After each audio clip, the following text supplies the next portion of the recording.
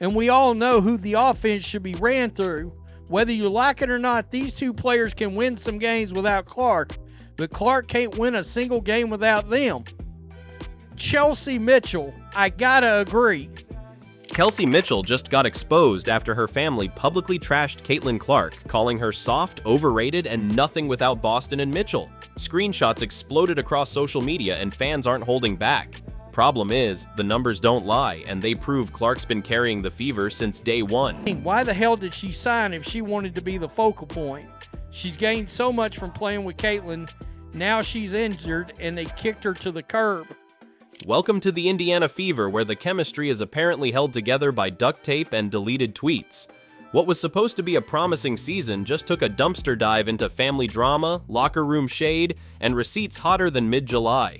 And guess who's smack in the middle of the mess? None other than Kelsey Mitchel.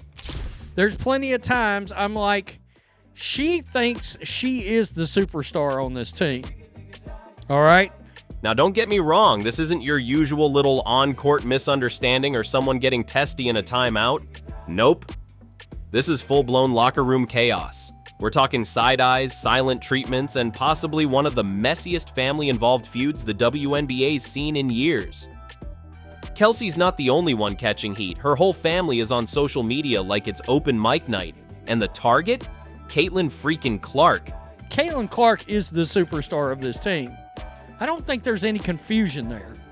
Just as Fever fans started thinking, hey, maybe we're finally turning a corner, boom, here come the screenshots. Posts, comments, likes, you name it, it's out there.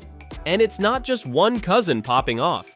We've got Kelsey's mom, sister, and even some random relatives all chiming in with takes that make ESPN look like child's play.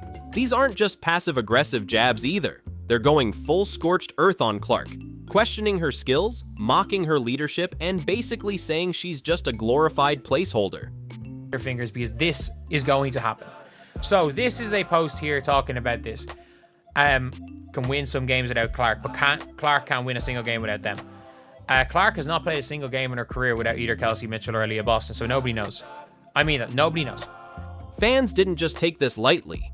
They called it what it felt like, betrayal. And while Clark is sidelined, probably somewhere icing her injuries and minding her own business, Fever chemistry is being microwaved on high.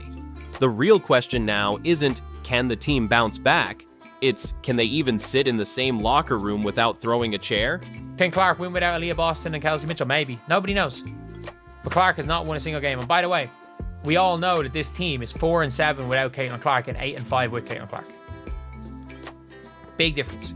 Let's get into the receipts because they're messy. The post that really kicked things into gear? A family member straight up said Caitlin Clark can't win a single game without Boston and Mitchell. The irony? The actual record shows Indiana Fever is 8-5 with Clark and 4-7 without her. Oops. The Fever are either 4-7 or now 4-8 without Caitlin Clark, and they're 8-5 with her. So with Aaliyah Boston and Kelsey Mitchell, no, they're not winning games without Caitlin Clark. Another gem from July 9th. Someone in the Mitchell camp decided Clark doesn't have a big enough bag to be the main character and that she hates physical contact. First of all, not only did that post get over 100,000 views, but it also sounds like a middle school group chat. And second, have you seen Clark take elbows and keep it pushing while half the team stands around blinking? Kelsey Mitchell's sister. And like, this is the one that I don't understand. Kelsey Mitchell's sister, I don't know who this person is, interacting positively with a person who said it's time to start talking about how Caitlin Clark is ruining Fever momentum. With her, I don't see them making the playoffs. When she was out, I could see them upsetting New York's and Minnesota in playoffs. One of the family members even pulled the nostalgia card, claiming Mitchell is the best player the franchise has ever had. Second only to Tamika Catchings. Really? We're just rewriting the Fever history books now? Caitlin, who's selling out arenas and elevating everyone around her, apparently just isn't good enough for the Mitchell family circle. Another post even said Clark was ruining the Fever's momentum. Ironic considering the team's been mostly unwatchable for years until this rookie showed up. Stuff is coming out. Her whole family shares this thought, by the way. They took pictures with Team Collier and 2 of the Team Clark replacements. But wait, it gets better. After all that online heat, what did Kelsey's sister do? Deleted her Twitter account like she was never there. Unfortunately for her, screenshots live forever. The internet never forgets, and now the receipts are on everyone's feed. Deleted tweet? Yes. Deleted damage? Not a chance. So with Aaliyah Boston and Kelsey Mitchell, no, they're not winning games without Caitlin Clark. And weren't they there prior to Caitlin showing up? And let's take a second to talk numbers, because people love to talk feelings without facts. Kelsey Mitchell is no scrub, okay? She's putting up 16.9 points per game, shooting at 42.5% from the field, and even landed 10th in MVP voting last season. Those are solid numbers. She earned a Supermax contract this year, one of the highest in the league, by the way, so the front office clearly values her. Clark's presence hasn't just helped the scoreboard, it's helped her teammates. Aaliyah Boston's field goal percentage jumped because of Clark's playmaking. Caitlin averages 6.6 assists per game, tops among rookies. That's not empty stat padding. That's making other people better. Something folks say Kelsey doesn't always do. If you are a member of the Indiana Fever, please make sure your family does not have Twitter fingers, because this is going to happen. Let's not ignore the game logs. Without Clark, Indiana is 0-2 against the Liberty and struggled big time against Atlanta. With her, they're at least splitting those matchups and stealing clutch wins. So when people say Caitlin's dragging this team, it's not a metaphor, it's literally happening. This is not a shot at Kelsey Mitchell. Kelsey Mitchell hooping, Aaliyah Boston hooping. It is very clear. It is very clear when it comes to these players that these players and Caitlin are all on the same page. They want to win a championship. They want to win a championship together. Now here's where things get real spicy. The body language. People have been wondering why no one, especially Kelsey, steps in when Clark gets body checked or slammed on the court. And it's not just fans noticing. Analysts are out here wondering if teammates are just letting her get smoked. During some of the hardest hits, Fever players were seen standing around like they were waiting for popcorn. Seriously, Clark could be laying on the hardwood and they're just staring into the rafters. Can't win a game? That's not even fair. Kelsey Mitchell can't win without Boston, nor Caitlin Clark. Boston can't win without Kelsey Mitchell, nor Caitlin Clark. So what are you really saying here? The silence is louder than words. It's not about throwing hands, it's about support. And right now, it doesn't look like she's getting much of it. Theories? Oh, there are plenty. Maybe there's quiet resentment, maybe it's jealousy. Maybe it's because Clark's on every highlight reel while other players are grinding in silence. Or maybe it's the front office playing favorites and the veterans don't like it. Whatever it is, something smells off. In no way, shape, or form can this team win without Caitlin Clark. And where's Coach Stephanie White in all this? Nowhere.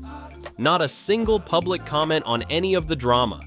No defense of her rookie star. No firm stand on the family posts. Just radio silence. Which is weird, considering she's the same coach who said this team had championship expectations just a few months ago. Now she's MIA while her locker room is burning? Come on!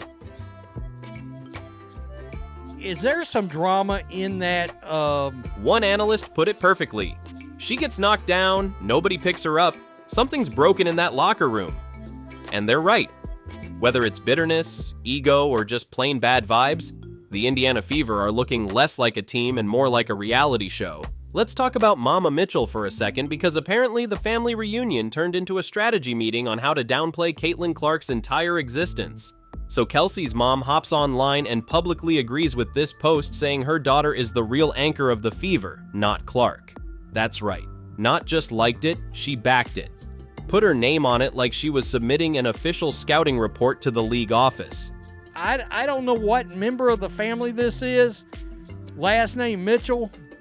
Mitchell never missed a game, finished 10th in the MVP voting, played a huge role in helping the Fever make the playoffs for the first time in 7 years. Analysts didn't waste time dragging that narrative to the recycling bin. Because the truth is, this offense runs like a half-decent machine when Caitlin is calling the shots. The Clark to Boston pick and roll has literally been the one consistent thing that gives Indiana an identity. Take Clark out of the mix and suddenly spacing vanishes, assists drop, and Boston's efficiency tanks. You know what else disappears? Kelsey's ability to drive. Without Caitlyn, Kelsey spends entire possessions dribbling into a wall of defenders and chucking up contested mid-rangers like it's 2013. Getting on here saying, I gotta agree. Man, that's tough, Mama Mitchell. Don't come between the three-headed dragon with the nonsense, man. Let the folks have their takes.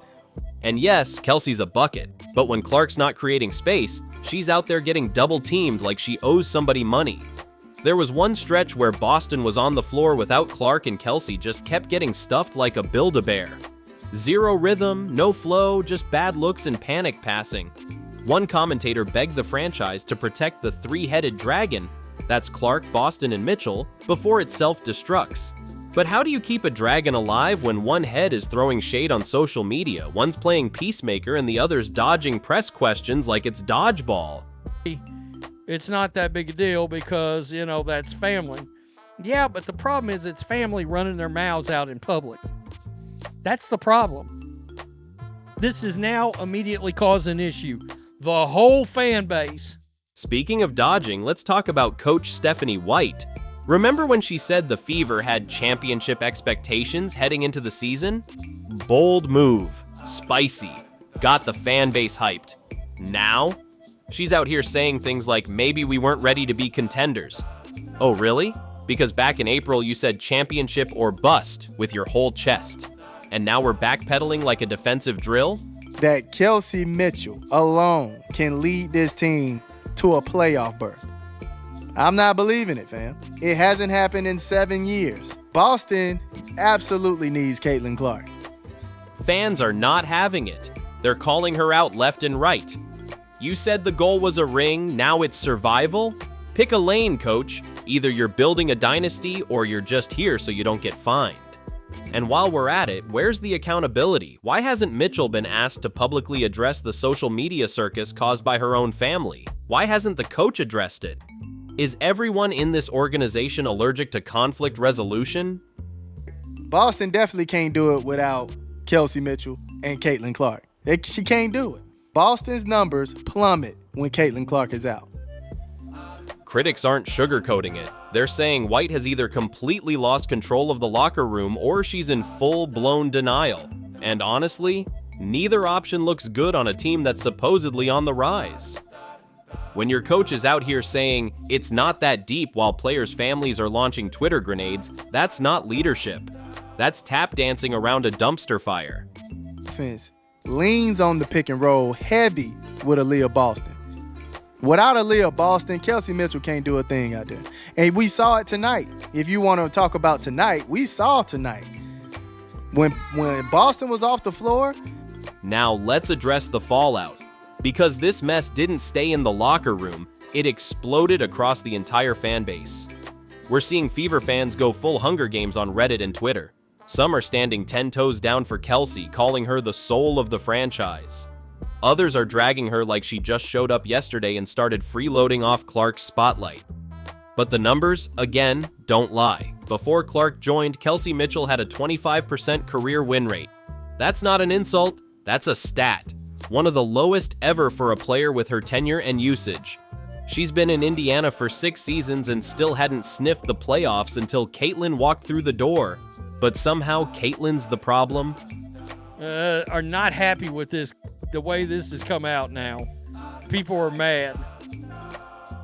It's gotten to the point where you can't scroll through a Fever thread without seeing she's jealous versus Clark is being handed too much. The drama has gone full TMZ, deleted social media accounts, burner rumors, relatives jumping in with takes no one asked for. It's all happening.